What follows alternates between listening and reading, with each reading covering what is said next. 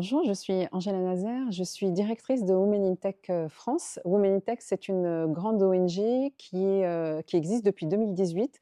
Nous sommes présents dans 72 pays, on compte plus de 700 000 membres dans le monde entier et notre but, c'est donner accès à la tech et aux métiers STEM à toutes les femmes et hommes, parce que nous s'appelons Women in Tech, mais on a 30% d'hommes.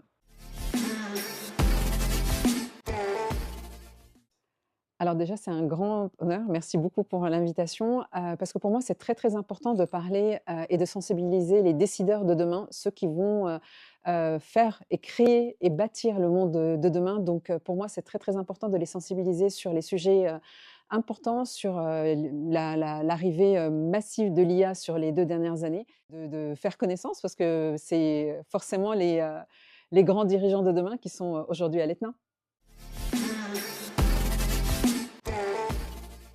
Alors, ils sont très, très importants parce que malheureusement, le pourcentage des femmes dans la tech et déjà dans les écoles tech sont quasi, inexistants parce que 20 de femmes, et de jeunes filles dans les écoles, tech, bah, forcément ça se répercute dans le monde, du travail et aujourd'hui, je pense qu'on tourne autour de 17 de femmes, dans la tech et surtout, quasiment rien dans les postes décisionnaires et surtout, il y a une donnée que je trouve très, très alarmante, c'est que 50 des jeunes femmes de moins de 35 ans quittent la tech, avant, au cours de leur première année de travail et donc ça veut dire notre problématique aujourd'hui, c'est pas seulement de faire venir, ou d'encourager les femmes et les jeunes filles à entrer dans la tech, mais c'est aussi de les retenir. Ça veut dire qu'on ne leur offre pas, en fait, un cadre idéal pour pouvoir, progresser et voir, un avenir dans ce domaine-là et puis la diversité et l'inclusion parce que, bah, déjà, notre pays est bâti sur la diversité et l'inclusion et ce serait dommage de passer,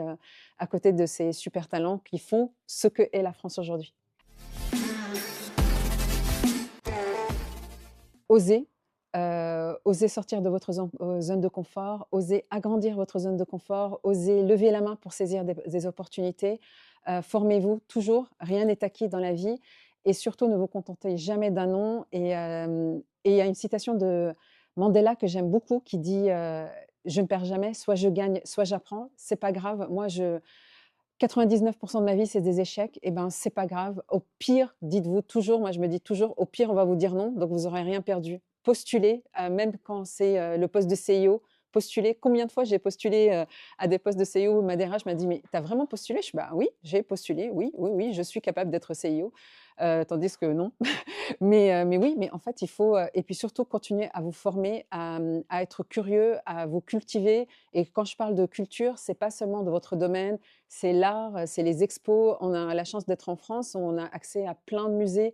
Vous êtes étudiante, donc je pense que c'est encore gratuit pour vous, vous avez de la chance et donc profitez de ça et surtout, surtout, n'oubliez jamais que vous êtes votre propre produit marketing.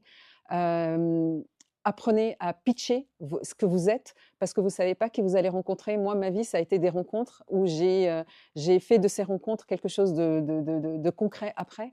Mais surtout soyez et continuez à être curieux et bravo pour ce que vous faites déjà jusqu'à maintenant.